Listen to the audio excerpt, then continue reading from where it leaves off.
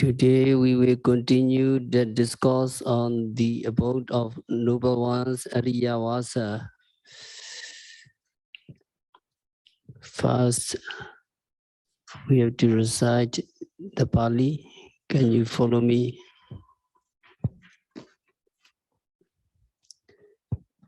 Tassa ime bhagave Ariyavasa.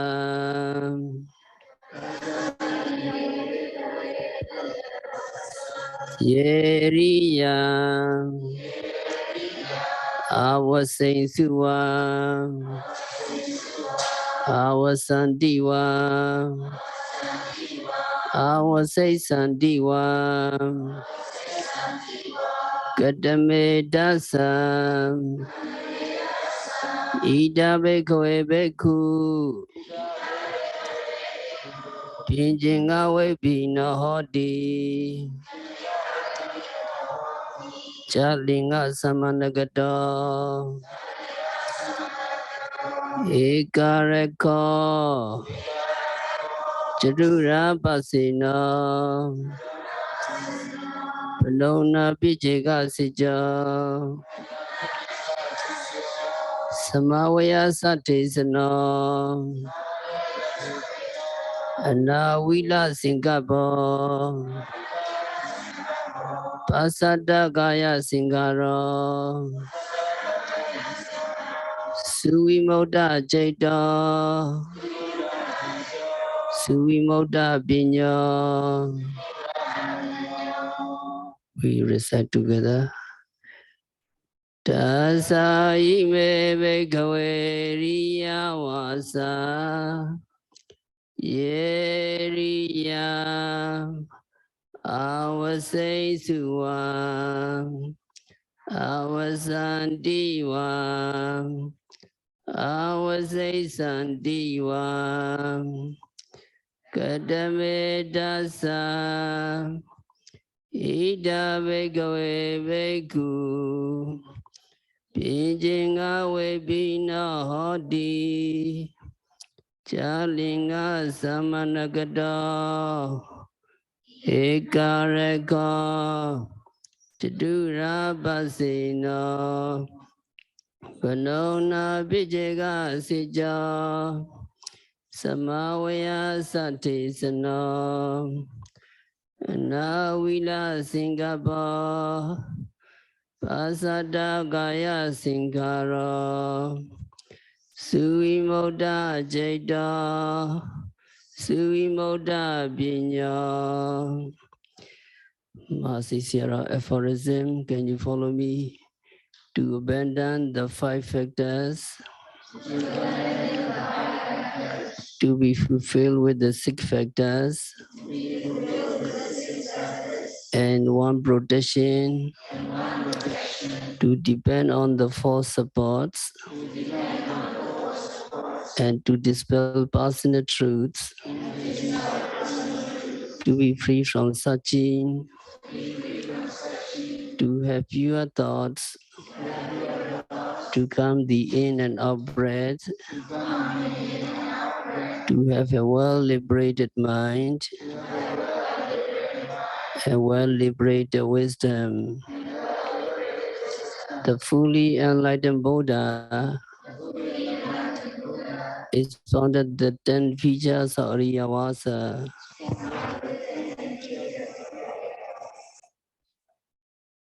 So this Ariyavasa is from Anguttara Nikaya, Dasaka Nipada. So some new yogis are coming, so we have to explain again Ariyavasa. Ariya means noble ones, and Avasa,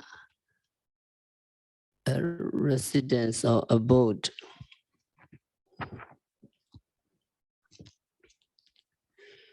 So Ariyavasa means the abode of noble ones. All the Buddhas and noble ones in the past had been committed to this Ariyavasa. In the same way, our Gautama Buddha and his noble disciples in the current holy order have been dwelling in this Ariyavasa. The future Buddha Arimitya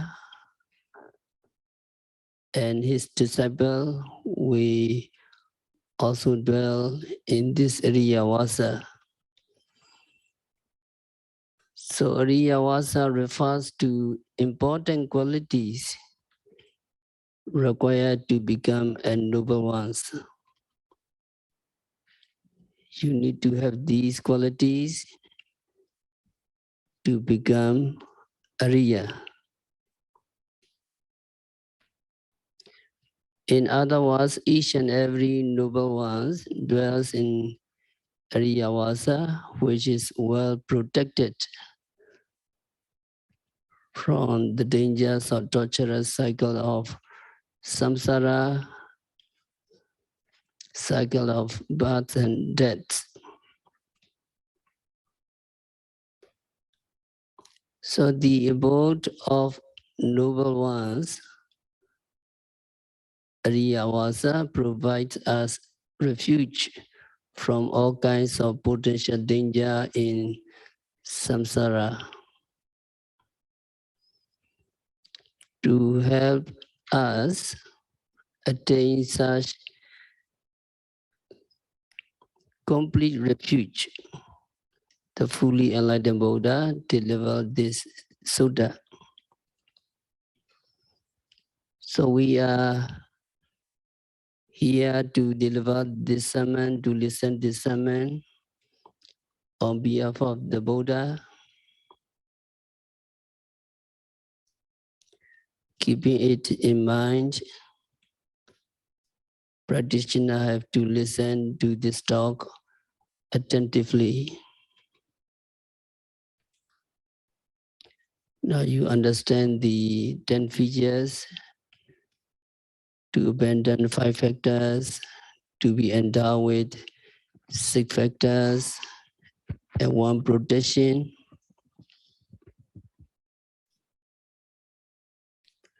to be endowed with 4 supports, and to do away with personal truths.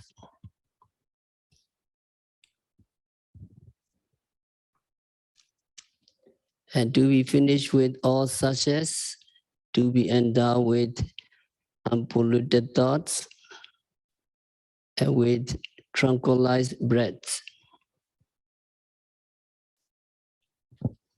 And to be endowed with well-liberated mind and with well-liberated wisdom. So 10 features of Ariyavasa. You understand very well. These are the headings. Among these headings, the first one practitioner need to implement is the development of mindfulness, ekareko, a single protection as described.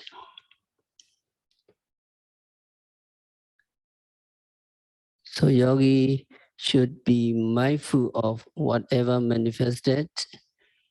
Yogi should be guarded by mindfulness always. For example, in the world, very important people like wealthy businessmen, high-rank officials have security guards at their houses, especially kings with absolute power keep many bodyguards around them at all times. As for national security, the much greater number of security guards are deployed all around the country. In the same way, practitioners need to be guarded at all times so that no mental enemy, mental defilements can invade your mind. For this purpose, all we need to do is just to be mindful of every phenomena manifested at the six sense doors by noting all our sensory reactions such as seeing, hearing, smelling, tasting, touching, and thinking accordingly.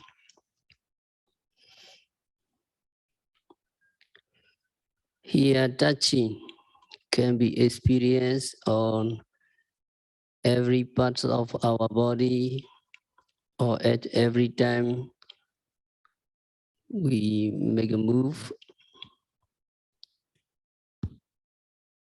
Head move, there's touching, and hand move, there's touching. Every part of the body or at and every time we make a move, touching can be experienced. And thinking covers a wide range of thoughts that come non-stop, except the time we totally fall asleep, thinking all the time. Of course, some of the thoughts are quite wholesome, but most of the thoughts are not wholesome. So it is very important to be mindful of every thought so that our mind can be well guarded against the mental defilements.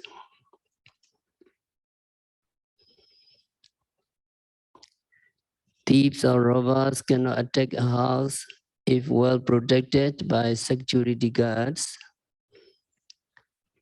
In the same way, if the mind is well guarded by mindfulness, it cannot be severely attacked by mental defilements. The mindfulness, known as the single protection, can be developed gradually, just like step-by-step lesson for a schoolboy.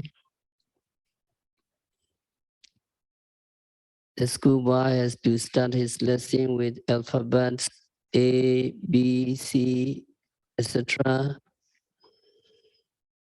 It is impossible for that schoolboy to read a passage right away on his first day of his school. He has to work hard to remember what each and every alphabet look like,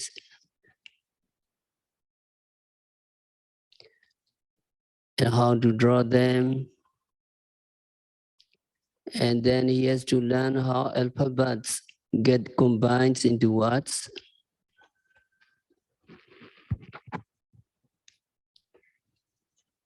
Having thus learned step by step, he becomes capable of reading the whole sentence or the whole paragraph without thinking about alphabets or spelling of words. In the same way, in the beginning, it would not be possible for a practitioner to be mindful of every phenomena manifested. It is impossible. Now, practitioner have been practicing here for nearly 1 month, over 1 month. In the beginning, you very difficult to note every object, but now momentum is growing very fast,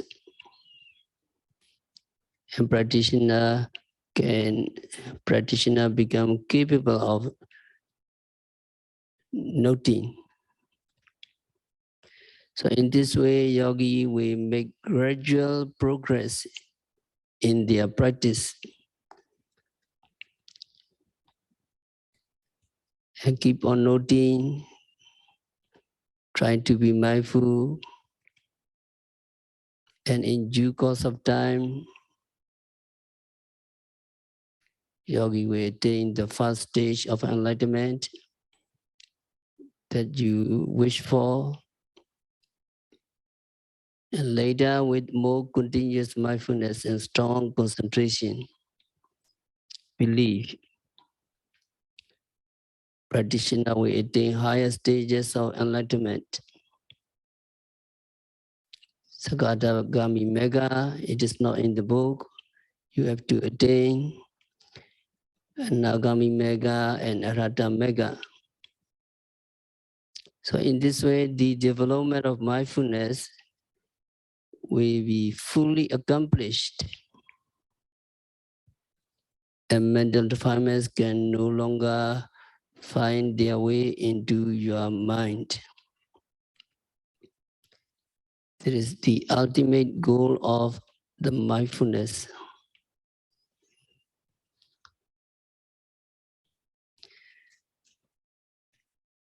So in reality, although there are 10 kinds of Ariyavasa, full development of mindfulness suffice to ensure total commitment to them all. However, Buddha expounded the other 9 features of Ariyavasa for his disciple to understand this discourse comprehensively. In fact, the mindfulness is the key to his overall teaching.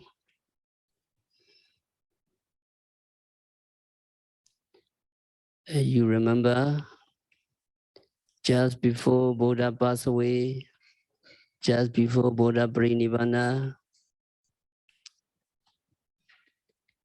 he summarized all his teaching in his last words. Handa Dani Bekwe Amandyamiwa Vaya Dhamma Sankara Apamadena Sampadita.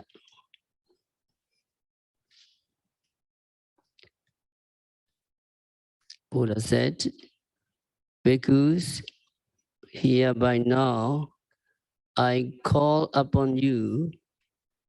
The conditions are impermanent in nature.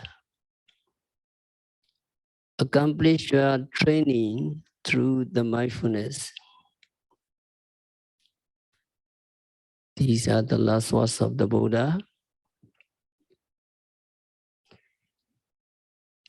Parents on their deathbed are likely to speak their last words to advise their children to follow for the rest of their life.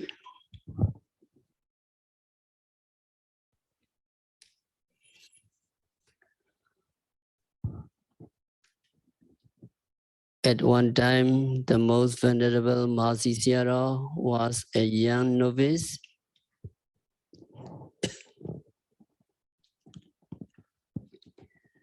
Many people in his region were afflicted with plague, contagious disease, and some of them came and stayed in temporary tents built near his monastery.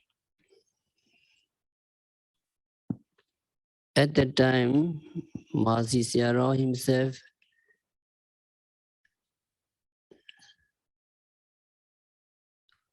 overheard an old man speaking words of advice to his family members. He was afflicted with a disease severely. He was about to die. So he spoke words of advice to his family members for the whole night until his death. The last words of parents are normally impressed on children's memory for the whole life. Sometimes their memories are so vivid that they often see their parents in their mind's eyes, giving those words of advice. So the children are most likely to follow the last words of their parents. In the same way as a parent does, the Buddha spoke the last words out of great compassion just before he passed away. He went pre-nirvana. In the same way, the advice of parents on their deathbeds, the last advice of the Buddha should remain fresh forever in our minds and put it into action. Last words of the Buddha, Handadani Vekwe Amandyamiwa Vaya Dhamma Singhara Apamadina Sampadita. Bhikkhu, here by now I call upon you. The conditions are impermanent. They are subject to dissolution. Buddha said, Bhikkhus, I'm now getting closer to the ultimate peacefulness. I'm going closer to pre-nirvana, telling you my last words.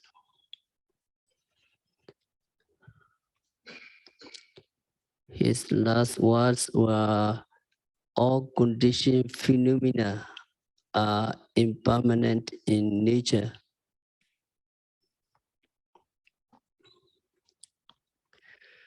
These words of the Buddha are very important for us, but we may take them for granted. The Buddha emphasized that all conditioned phenomena are impermanent, implying that there is nothing lasting as we think.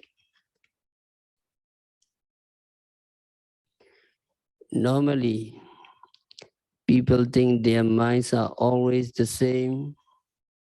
The minds are always the same. And the minds have been thinking since their childhood days. In the same way they think, it is the same physical body that gradually grows bigger from a child to an adult.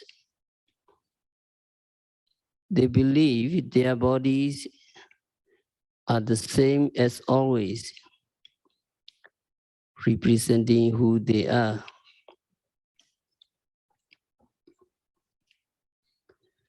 So they do not know the true nature of the phenomena.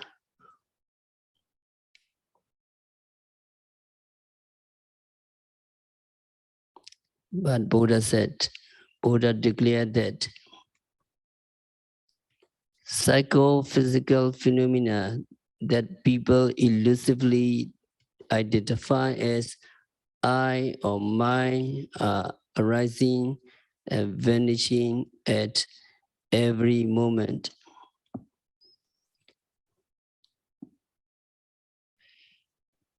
Yet most of us feel as if we are the same individual forever.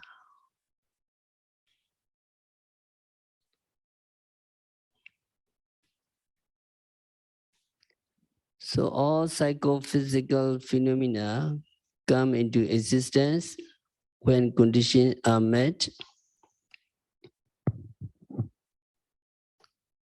and they all disappear in nature immediately after arising.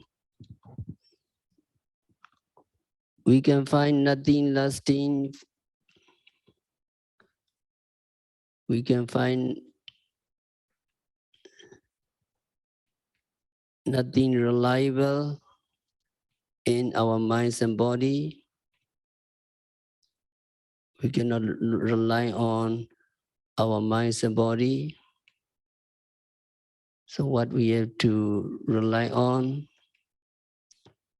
reliable, is only Nibbana. Nibbana is diametrically opposite of all conditioned phenomena.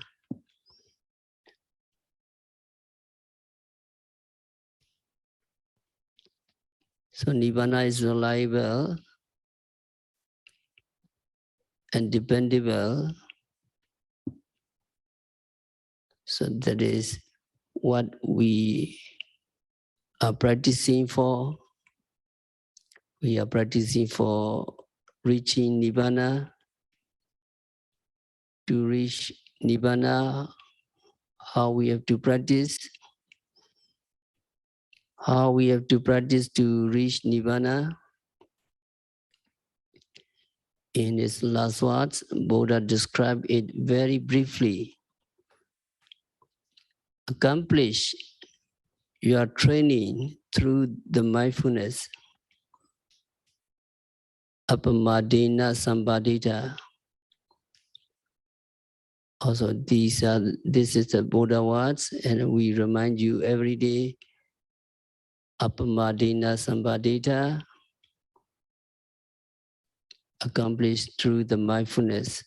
Accomplish your practice, accomplish your training through the mindfulness. So you remember all the time. These were the last words of the Buddha. We should not ignore them at all, like words spoken by a parent on his or her deathbed.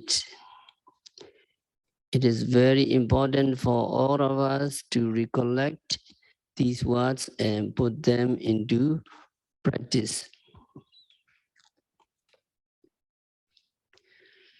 It is said in the commentary that although this instruction is very brief, it can cover the entire Pali Canon of the Buddha,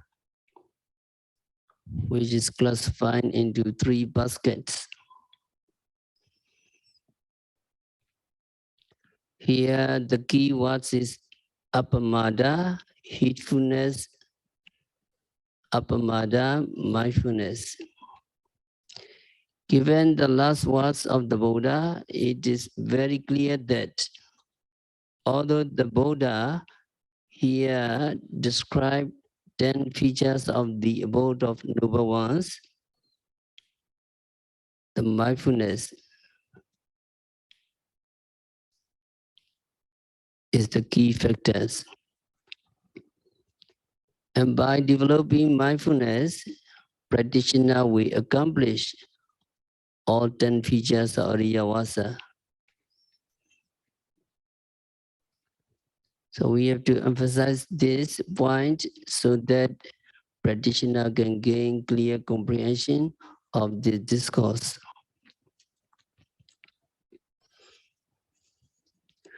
When practitioner established the mindfulness described here as apamada, we need 4 supports. As mentioned in the guidelines, 4 supports are to use: 1, to endure; 1, to avoid; 1, and to dispel another. So practitioners are expected to use 4 necessities: robe, clothing, food, lodging, and medicine. To endure disagreeable things like unpleasant objects or unpleasant sensation, you need to endure. And to avoid places where there are possible hazards and dangers. And lastly, to dispel unwholesome thoughts. So we explain these 4 supports quite in detail last few weeks. So as As mentioned in the outline, practitioners are to abandon 5 factors. But you don't need to make any effort purposely to abandon them, because if you develop mindfulness, the single protection, you will spontaneously abandon them. When your mindfulness is continuous, the 5 factors called mental hindrances cannot invade your mind.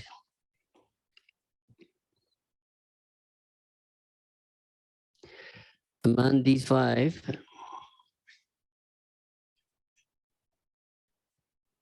you understand how to overcome the first one, sensual desire. Sensual desire means that take a quick action to remove it.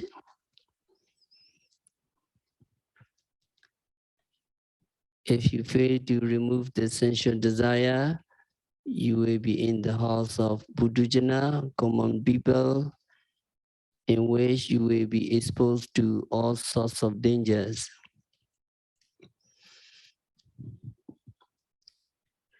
We elaborated this fact with the story of Bhikkhu Desa,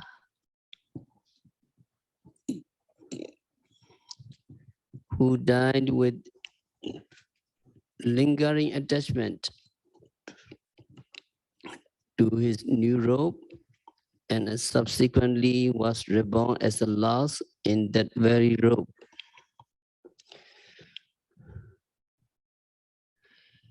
This is because monk Desa failed to dwell in the abode of noble ones, meaning he failed to be mindful of the attachment. The story of the monk Desa is a good example of the danger of attachment that dragged him down to the animal world. However, fortunately, a week later, he passed on to a celestial realm called Tower Desa, because he let go of the attachment to his robe and became mindful of his good deeds done as a monk.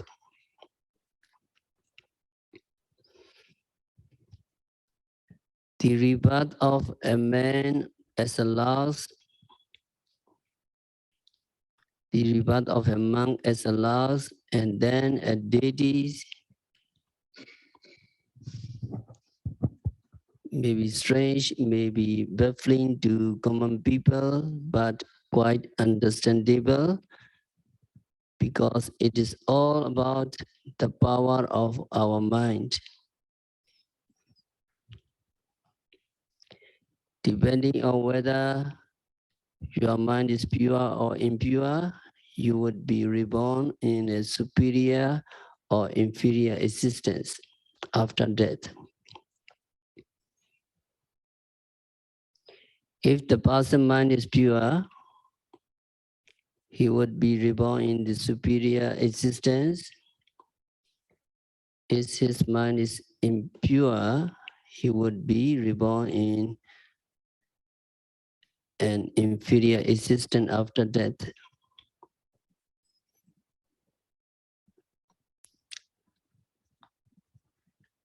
He is reborn in a new existence immediately after death, without any barrier of distance between the two lives.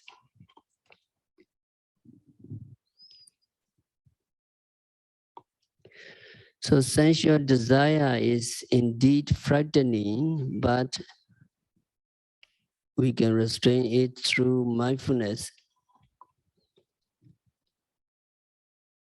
As guided in the verse, sensual desire means that take a quick action to remove it.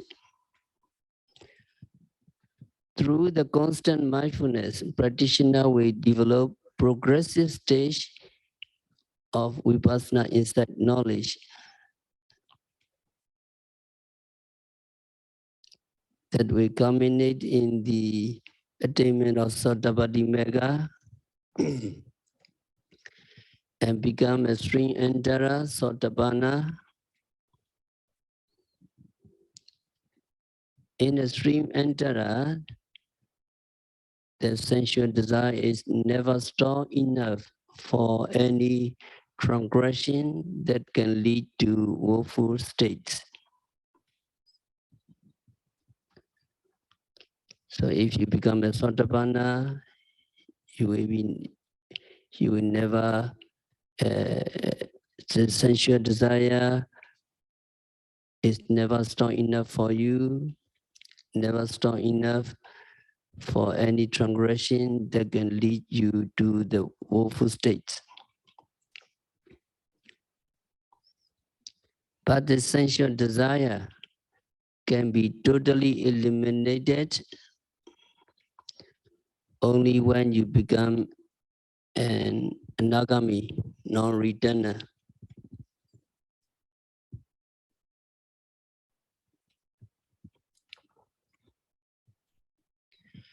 Yet the finest form of desire, the subtle passions for material existence and immaterial existence, can be eradicated only when you are fully enlightened. So remember Buddha instruction, sensual desire is like a death, discard it immediately. So can you follow me? Sensual desire is like a death, discard it immediately. Sensual desire is like a death, discard it immediately. So you are observing your citta. When raga citta, sensual desire arise, and you quickly remove it. When you are capturing power stronger, and you can remove very immediately.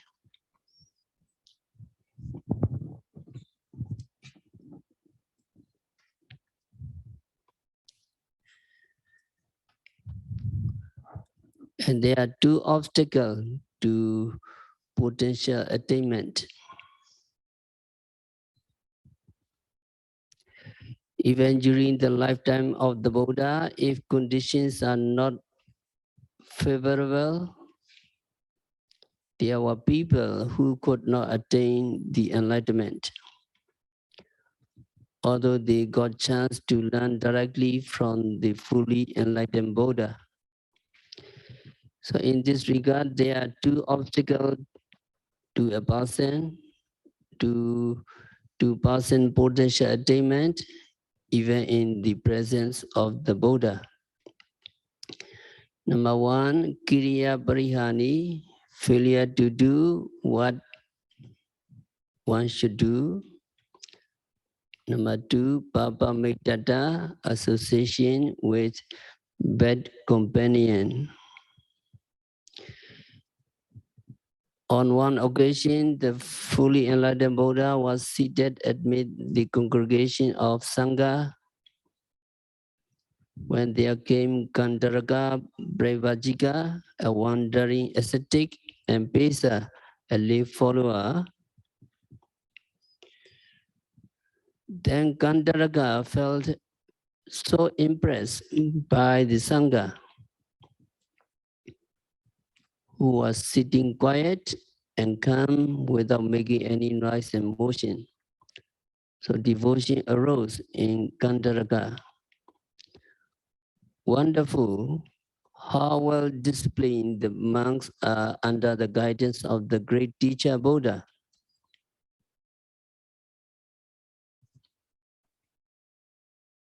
Kandaraka said, Then he told the Buddha about it, whereupon Buddha said, Kandaraka, what you said is true.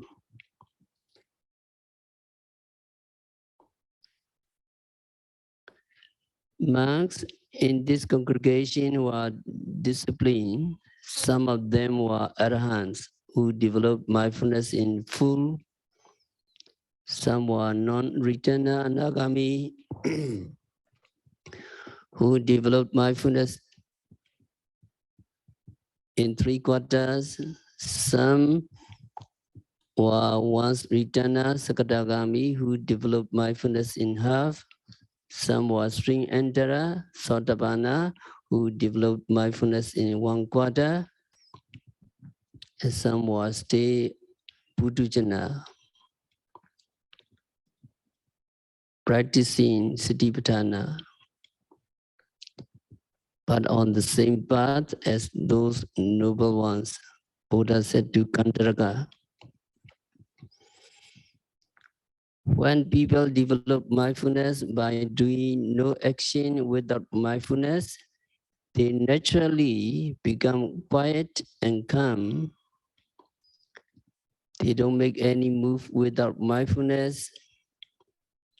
So their activities are so beautiful. Their daily activities like bending or stretching, and their limbs get slowed down in nature. That is why they become quiet, gentle, and calm.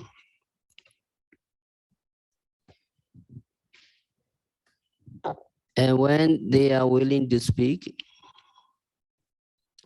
they have to consider it is suitable or not, it is beneficial or not. Then they have to note intention to speak, intention to speak. Noting in this way, the willingness itself may disappear if there is nothing important. So they only speak something necessary, but not anything unnecessary. So they become quiet, gentle, and calm. And Buddha said that monks in this congregation were enlightened ones, and at least meditators dedicated to mindfulness. Then the layman Pesa, the elephant driver's son, said to Buddha,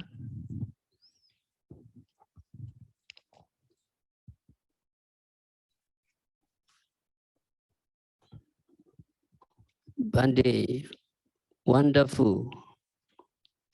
It is very good of you to teach people to be upright and honest. Animals are not deceptive or cunning, they are artless. They are so open that without thinking twice, they urinate or defecate anywhere, anytime they want. And they have no intention to cheat to cheat their master. If they are forced to do something against their will, they make a mess of it. Unlike animals, men are crafty and hypocritical.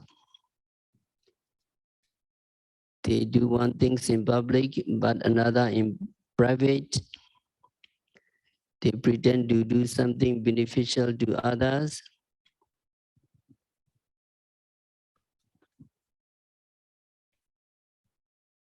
They show sincerity to you in their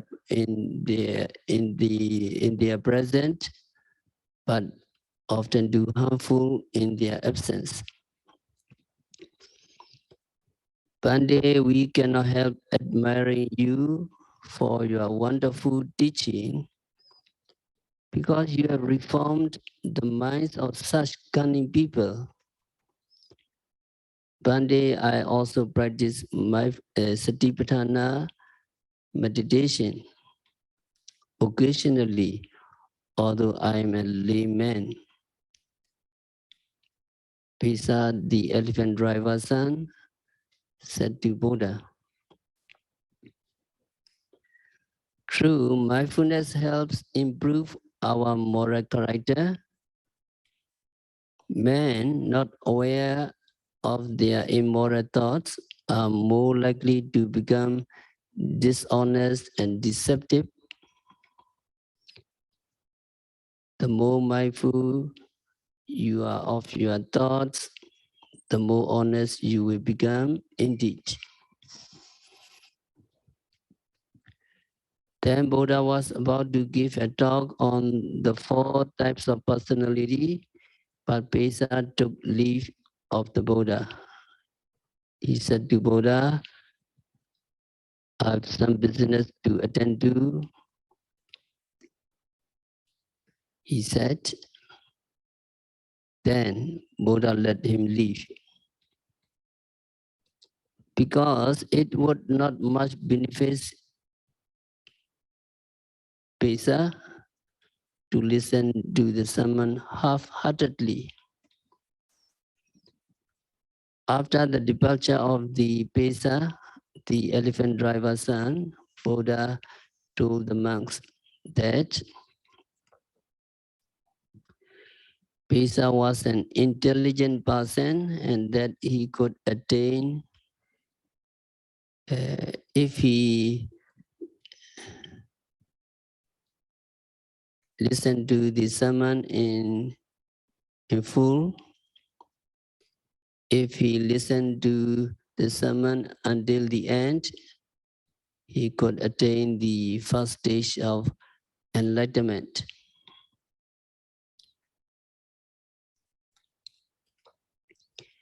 In this connection, the commentary raised a question of whether a person with the potential for enlightenment could possibly fail to attain it even in the presence of the Buddha.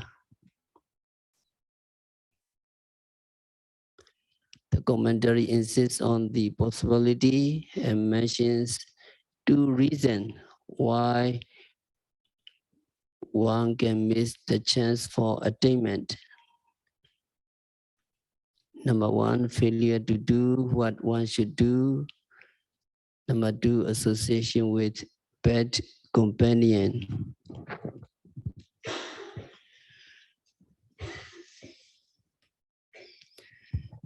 The failure to do what one should do is related to 2 conditions. The negligence on the part of the teacher and the negligence on the part of the disciple. It is negligence of a teacher if he does not make his sermons comprehensive enough for his disciple to put it into practice until the attainment of Megaphala, enlightenment and Nirvana.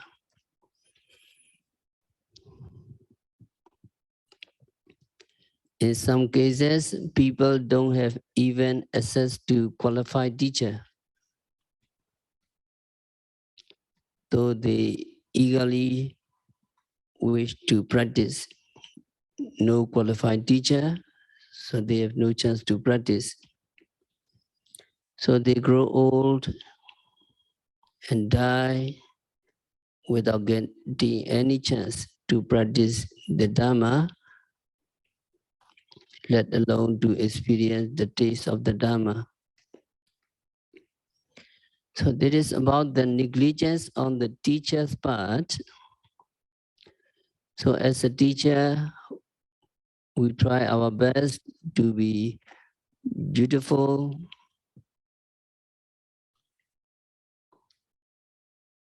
by delivering comprehensive talks, comprehensive instruction.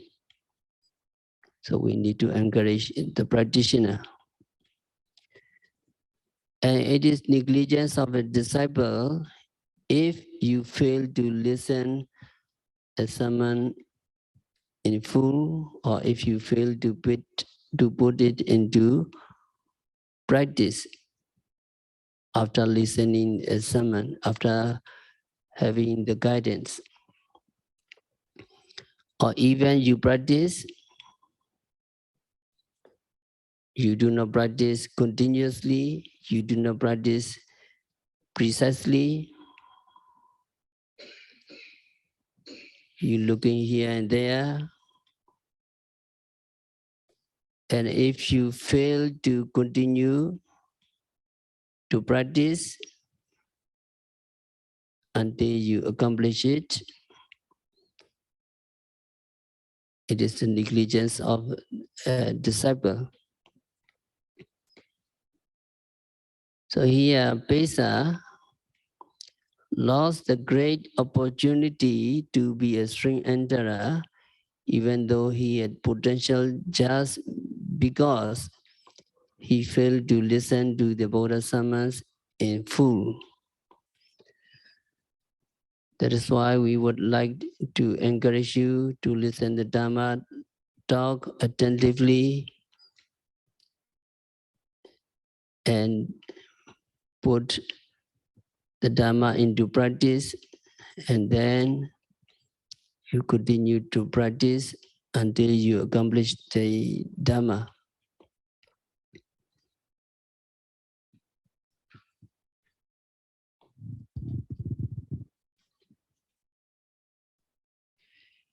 Another obstacle to the enlightenment is Papa Metata,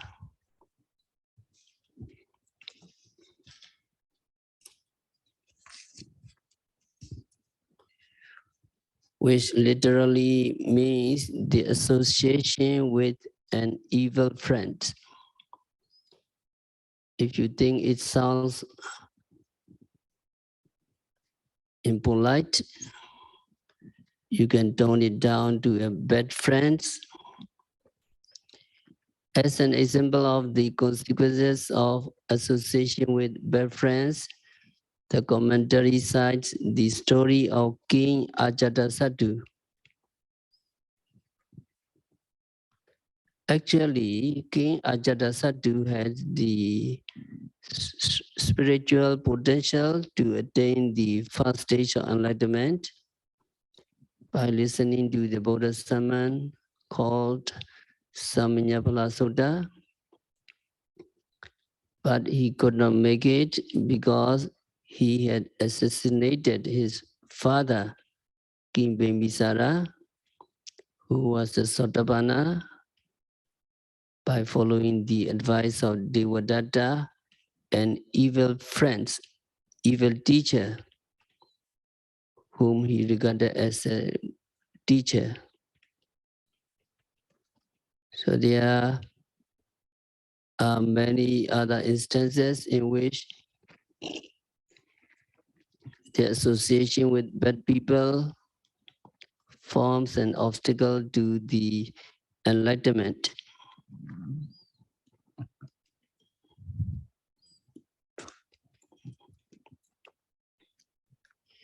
Even in the time of the Buddha, some people did not get enlightened despite their spiritual potential because they followed false teacher, wrong teacher.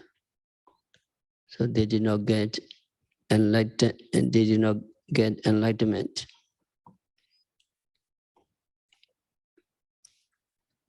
So in the same way, many misguided people nowadays, so we should be very careful. We should not fail to do what we should do, and we should associate with bad. We should associate with good companion.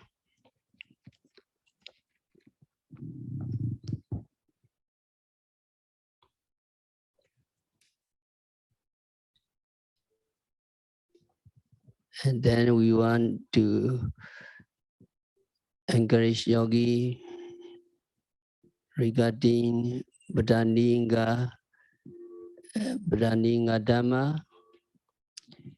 In the body Raja Kumara Sutta, the Buddha acknowledged that a practitioner of sharp intelligence, wisdom or understanding can even become fully enlightened within a night or a day. When a practitioner who possesses these 5 factors of striving finds a Tathagata to discipline him, then being instructed in the evening and practice, he might arrive at distinction in the morning. Being instructed in the morning, he practiced, he might arrive at distinction in the evening. So what are the 5 striving? Padaniyinga. The first one is faith in the Buddha, Dhamma and Sangha, a meditation teacher, and meditation method. So the kinds of faith you have faith in the Buddha, Dhamma, Sangha, teachers, and meditation method. Important thing is what you are noting, observing the presently arising object is right method. You believe, you have faith, and then you have running Dhamma. And then practitioner must have sufficient health to digest the food you eat. Also then you have enough honesty to state the facts of your experience to your teacher and follow and other yogis without boasting or without expressing about virtues that you have not, or you not try to conceal your shortcomings. So meditator must be honest. And the practitioner must have the determination to persist in your efforts until you become fully enlightened, even if your flesh and blood wither away, leaving only skin, sinews, and bones. You need to make effort until you become fully enlightened. Another one is you must see the inside knowledge of the arising and passing way of psychophysical phenomena. So remember, faith in the practice, faith in the Buddha, Dhamma, Sangha, teachers and method. Number 2, you must have sufficient health to digest the food you eat. And then you must have honesty. And then number 4, you must have determination to persist in your efforts until you become fully enlightened. And number 5, you must see the true inside knowledge of arising and disappearing of Namarupa. So yogi can attain the knowledge of path and fruition and reach Nibbana within 7 years or 7 days or even within 1 night or a day. So these words are not the words of an ordinary person, but of the Buddha, who understood by himself all phenomena as they really are. Because he only said what was true and beneficial, they are the words of the Sutta, as the Buddha was called. So yogi should be endowed with faith. Yogi should be endowed with the aspiration to become free from the cycle of suffering. So we have to stop our discourse for today. We will continue next day by practicing vipassana meditation, by observing every phenomena occurring at the six senses, by noting, rising, falling, sitting, touching, hearing, continuously and meticulously. May you dwell in the Ariyavasa, the abode of noble ones, gracefully. May you be liberated from all suffering. May you realize the real peace in the very near future. So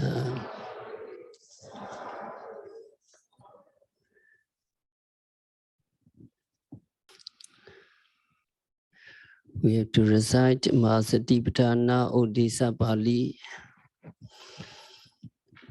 Ekayano ayam bhikkhave Mego Sadanam Visuddhiyam Sogabari Devanam Samadegamaya Dukkha Domanasanam Atingamaya Yayasa Adigamaya Nibbanasa Sajikiriyaya Yadidam Chadara Sadivatana Kadame Jadaram Ida Bhikkhave Bhikkhu Kaye Kayanubasi Viharati Hatabi Sambhajana Satima Vineya Loke Avijja Domanasam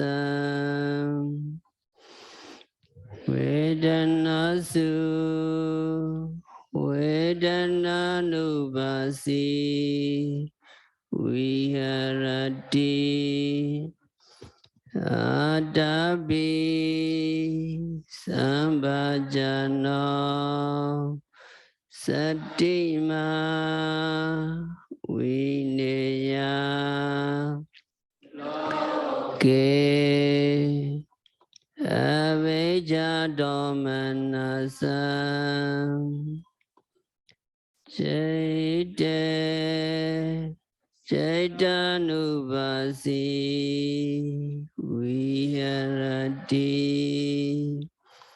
Adabi Sambhajana Satima Vineya Loke Avijja Domanasam Dhammesu Dhammanubasi Viharati Adabi Sambhajano Satima Vineya Loke Abhijja Domanasa.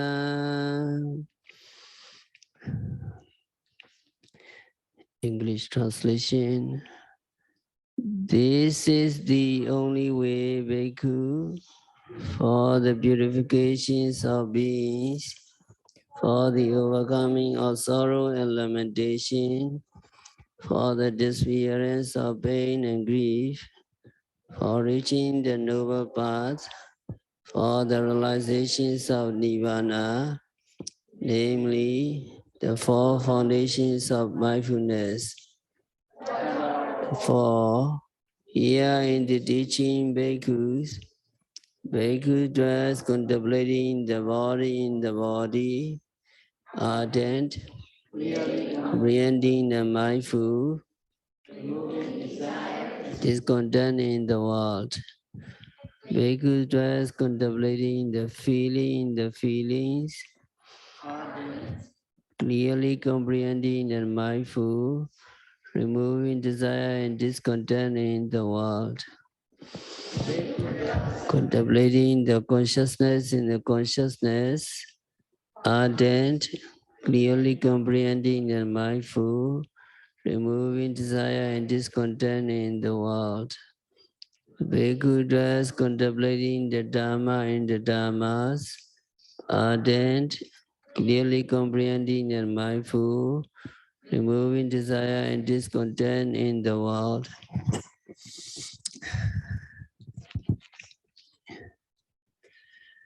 Honoring and sharing merits.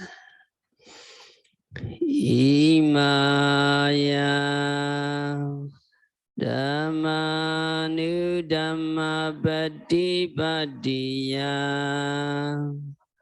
Buddham Bujemi. Imaya Dhammanu Dhammapatipattiya Dhammam Bujemi. Imaya Dhammanu Dhammapatipattiya Sangham Bujemi. Imaya Dhammanu Dhammapatipattiya Vaddabhidaro Pujemi. Imaya Dhammanu Dhammapatipattiya Acariye Bujemi. Adai Maya Patibadaya Jaramaranama Parimojai Sami. Dame Bonyam Asawakaya